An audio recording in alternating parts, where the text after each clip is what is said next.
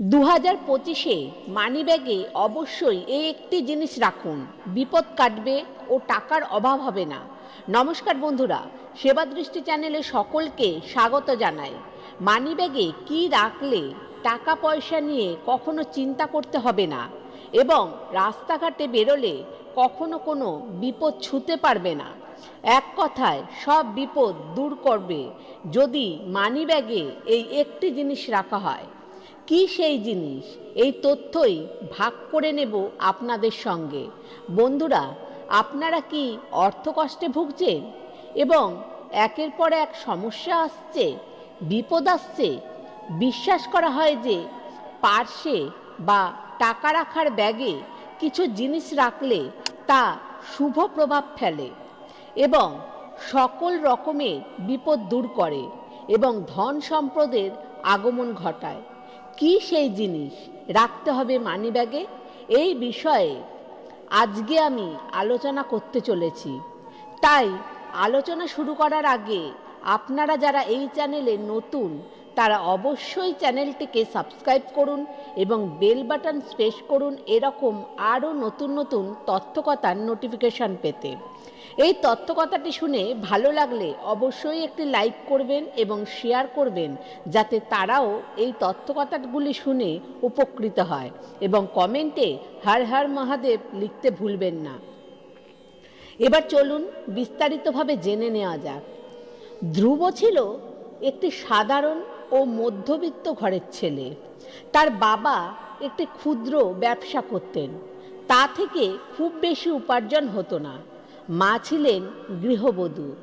তিনি সংসার খরচ বাঁচানোর জন্য হাতে সেলাইয়ের কাজ করতেন। পরিবারের সদস্য সংখ্যা খুব বেশি না হলেও জীবনযাপন করা খুব কঠিন ছিল। ধ্রুবও চেষ্টা করেছিল পরিবারকে সাহায্য করতে। কলেজ শেষ করার পর একটি ছোট্ট চাকরি জোগাড় করেছিল। চাকরির বেতন এতই কম ছিল যে সংসার চালানোর মতো যথেষ্ট ছিল না। প্রতিদিন ধ্রুব কাজে বেরোতো। অফিস থেকে ফেরার পথে তার যত ভারাক্রান্ত মন নিয়ে বাড়ি ফিরত।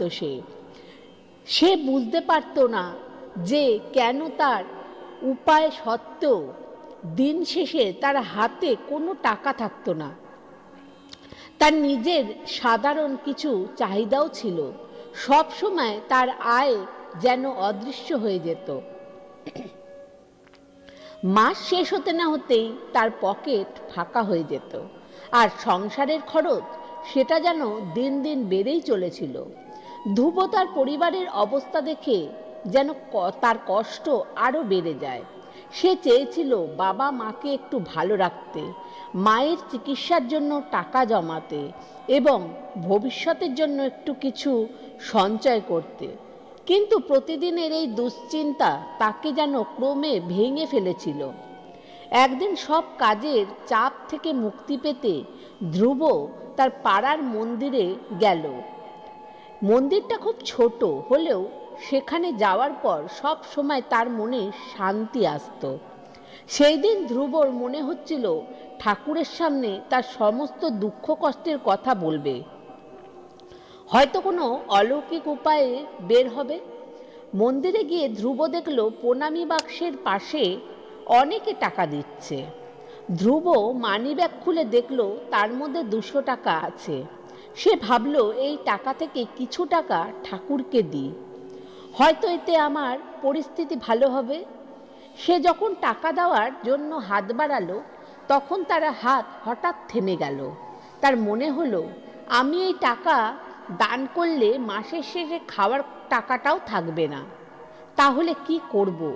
এই ভেবে সে কিছুক্ষণ দাঁড়িয়ে থাকলো। হঠাৎ তার মনে আরেকটি ভাবনাও এলো, আমি তো যা এই দিচ্ছি ঠাকুরের জন্যই দিচ্ছি, তিনি আমার উপর নিরাশ হবেন না, ঠাকুর আমাকে রক্ষা করবে। এই ভেবে ধ্রুব প্রণামী বাক্সে টাকা ফেলে দিল। মন্দিরে একজন বৃদ্ধ সাধু উপস্থিত ছিল। তিনি ধ্রুবর দ্বিধা ও সিদ্ধান্ত সবই লক্ষ্য করছিল। তিনি ধ্রুবকে ডাকলেন এবং বললেন, বাবা, তোমার চেহারাতেই বোঝা যাচ্ছে যে তুমি দুশ্চিন্তায় ভুগছ। আমি তোমার মনের অবস্থা বুঝতে পারছি। তুমি কি আমার সাথে কিছুক্ষণ কথা বলতে চাও? ধ্রুব প্রথমে দ্বিধা করল, এরপর সে তার জীবনের সমস্ত সমস্যার কথা সাধুকে খুলে বলল। সে বলল, বাবা, আমি খুব চেষ্টা করি যে সংসারের খরচ মেটাতে, কিন্তু যতই চেষ্টা করি ততই যেন সব কিছু আমার হাতের বাইরে চলে যায়। আমি জানি না কিভাবে আমি এই সমস্যা থেকে মুক্তি পাব। সাধু মৃদু হেসে বলল, বাবা, তোমার সমস্যার সমাধান আছে, তবে তোমাকে বিশ্বাস রাখতে হবে। আমি তোমাকে একটি সহজ উপায় বলবো। তুমি সবসময় তোমার মানিব্যাগে ঠাকুরের ছবি রাখবে, তার সাথে ঠাকুরের আশীর্বাদী ফুল একটু কাপড়ে মুড়ে তোমার মানিব্যাগে রাখবে। যখনই তোমার মনে অস্থিরতা আসবে, তখন তোমার মানিব্যাগ থেকে ঠাকুরের ছবি বার করে ঠাকুরের দিকে চেয়ে মনে মনে প্রার্থনা করবে। তুমি দেখবে ধীরে ধীরে তোমার জীবনে পরিবর্তন আসবে। সাধুর কথা শোনার পর ধ্রুব সিদ্ধান্ত নিল সে কাজটি করবে। বাড়ি ফিরে সে তার ঘরের পূজার জায়গা থেকে একটি ছোট্ট ঠাকুরের ছবি নিল। পরের দিন সে মন্দির থেকে আশীর্বাদী ফুল এনে সে কয়েকদিন শুকিয়ে কাপড়ে মুড়ে সে মানিব্যাগে রাখলো ফুলটিকে। এবার থেকে ধ্রুব যখনই কোনো সমস্যায় পড়ত, মানিব্যাগ থেকে ছবিটি বার করে ঠাকুরের দিকে তাকিয়ে সে প্রার্থনা করত আর আশীর্বাদী ফুলটা প্রণাম করত। তার মনে এক অদ্ভুত শক্তি নেমে আসে। ধ্রুব লক্ষ্য করল কয়েক মাসের মধ্যে তার জীবনে এক আশ্চর্য পরিবর্তন হতে লাগলো আর আয় বাড়তে লাগলো। অফিসে তার কাজের প্রশংসা হতে লাগলো এবং তার খরচও কমে গেল। ধ্রুব বুঝতে পারল এ সমস্ত কিছু ঠাকুরের আশীর্বাদ আর সাধুর উপদেশের ফল। ধ্রুব তার বন্ধু ও আত্মীয়দের কাছে তার অভিজ্ঞতার কথা শেয়ার করলো। ধ্রুব তাদেরও বলল যে তোমাদের মানিব্যাগে ঠাকুরের ছবি রাখো এবং তাকে বিশ্বাস করে দেখবে তোমাদের সমস্যাও কমে যাবে। তার কথা শুনে অনেকেই সেই পরামর্শ মেনে চলল। তাদের জীবনেও ধীরে ধীরে উন্নতি হতে শুরু করলো। ধ্রুব এখন শুধু আর ওর নিজের সুখের কথা ভাবে না, ওর ইচ্ছা করে সবার জীবনকে একটু ভালো করার জন্য। তার মনে বিশ্বাস জমেছে যে সঠিক দান, ভগবানের প্রতি বিশ্বাস জীবনকে বদলে দিতে পারে। ধ্রুবর জীবন এখন অনেক সহজ ও শান্ত, আর তার উপার্জনও বাড়ছে, সংসারে সুখ ফিরেছে আর পরিবারের আর কোনো অভাব নেই। ধ্রুব একটা উপলব্ধি লক্ষ্য করল যে সমস্যার মাঝেও যদি বিশ্বাস এবং প্রার্থনা মানুষকেও পথ দেখাতে পারে। এইভাবেই ধ্রুব তার জীবনকে নতুনভাবে গড়ে তুলবে এবং অন্যদের জীবনেও আশা ছড়িয়ে দিল। এখন ধ্রুবর কাছে জীবন মানে শুধু উপার্জন নয়, বরং বিশ্বাস এবং দানের মাধ্যমে জীবনের সুখ আসে। চলুন কিছু অনুপ্রেরণামূলক উক্তি শুনে নেওয়া যাক। সফলতা কখনোই চূড়ান্ত নয়, ব্যর্থতা কখনোই চিরস্থায়ী নয়। সাহসী এগিয়ে চলার মূল চাবিকাঠি। স্বপ্ন বড় দেখুন, কারণ ছোট করে স্বপ্ন মন ভরে না। আজকের কষ্ট আগামী দিনের সাফল্যের ভিত। যারা চেষ্টা করে তারাই নতুন ইতিহাস তৈরি করে।